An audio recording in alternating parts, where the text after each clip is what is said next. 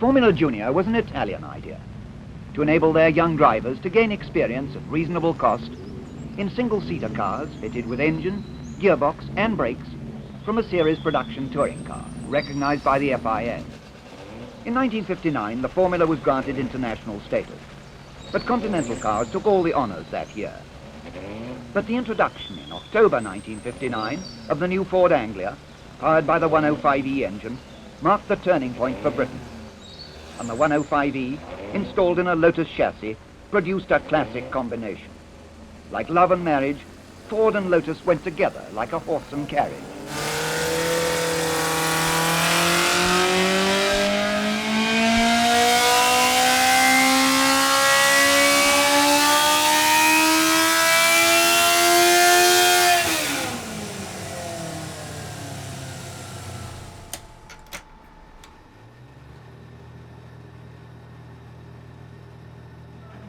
The first Lotus that I had the joy to use or see was a Scalextric car back in the day with my brother. I had a Jim Clark green Lotus and my brother had Graham Hill in the BRM.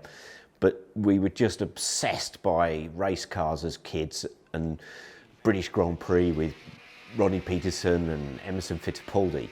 And so that's where my love of Lotus comes from. And then I'd driven vintage cars and a few sports cars, but it wasn't until I went down to the first Monaco Historic Grand Prix to help Sean Danaher run Lindsay Owen-Jones that I sat on a plane by accident next to the Lotus photographer and book publisher William Taylor and Colin Chapman's son Clive, who had started Classic Team Lotus back then, and they were all going down to run the race cars, and I got friendly with them and met them over the weekend. And when we returned back to the UK, William Taylor said that he had a Lotus Formula Junior car and he was very busy. Would I perhaps like to drive it for him? And I got a chance to drive a Lotus 20 Formula Junior, and I was absolutely hooked and drove for him for a few years. Knew that I got to find one, and was lucky enough to get a gold Lotus 20 in pieces that came from America through Jim Bennett, who also had a Lotus 76 Formula One car, which I then got to drive later on.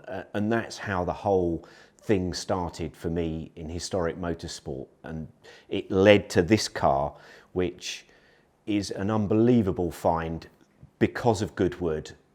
I met a start line marshal called Jon Derisley, and she had inherited her father's race car, and they lived on Hayling Island, and the connection led me to acquire this car that we see here today. This is Peter Warr's Lotus 20 Formula Junior, a Lotus Components car that he drove for a couple of seasons as a young man when he was the manager of Lotus Components, and in those 2 seasons he had 6 podiums and famously won the Nurburgring Formula Junior race.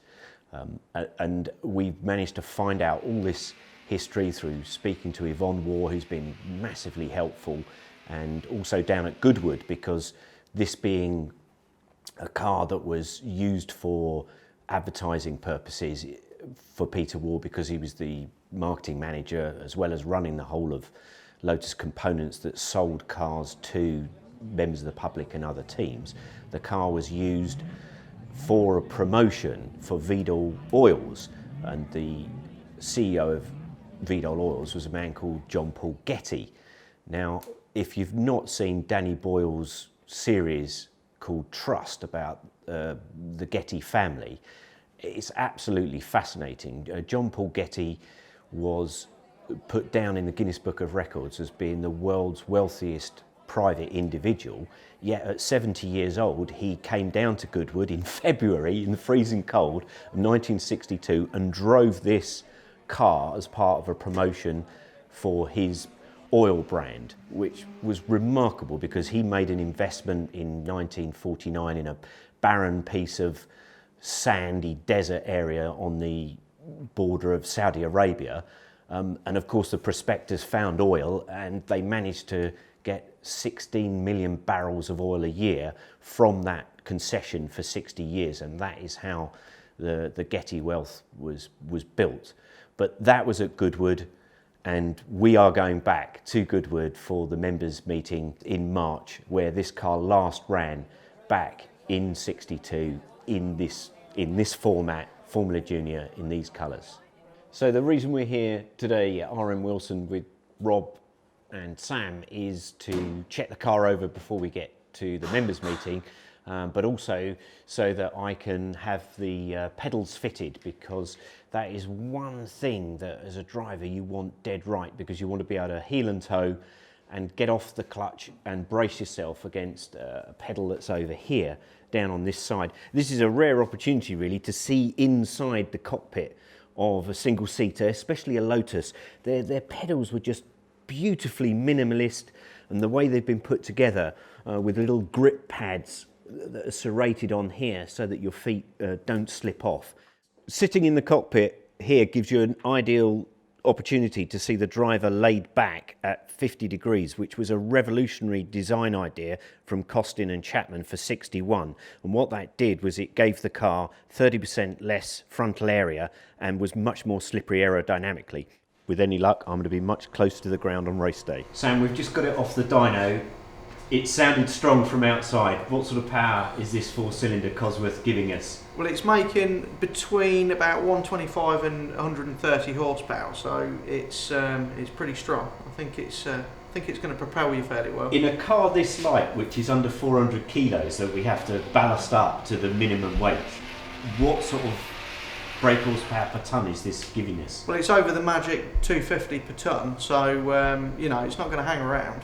It really is like a mini Formula 1 car, isn't it? It is a baby Grand Prix car, and in modern times, the lap speeds are comparable to a contemporary to the period Formula 1 car. So yeah, they're quick little cars. Sam, we've got the engine in now and we've got the pedals sorted out. What have we got left to get us to testing for next week? Well, we've got to get the gearbox in, get the drive shafts on, we've got to hook the brakes up, radiator on, and then we're about there. We're about ready to go. The best place to see these Formula Junior cars is at the Goodwood Revival, and we will be at the circuit at the members meeting, where you will see these cars in their environment pulling 10,000 revs. You are so connected to a car like this, that far off the ground. All the induction noise, ducking and diving with the other drivers, there's nothing like it.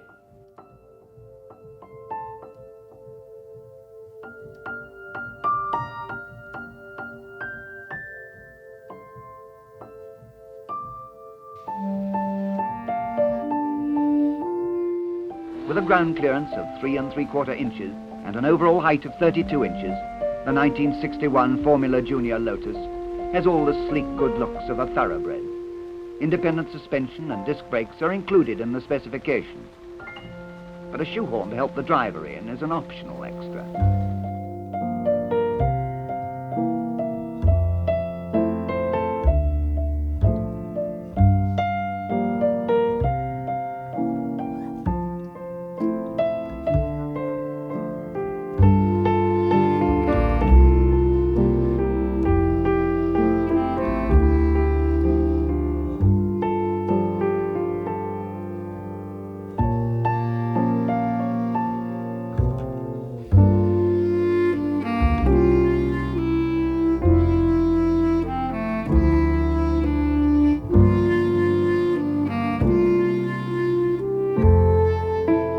We are here at the Goodwood Test day. We've just managed to get through FIA scrutineering, and the boys have pulled a bit of an all-nighter to get us here to test the car, shake it down. We're just adjusting the carburation and setting up the dampers, and we'll be soon out just after lunch. I think Dad bought it, probably late '64, because he only raced tin tops that year. But when I was very little, like at the Grand Prix, when he raced that, whenever we were at Silverstone, if I behaved myself, he'd sit me on his lap in it and we'd go blatting down the main runway. And so he'd be working the pedals and I'd be steering and changing gear. Makes me want to get a competition licence again.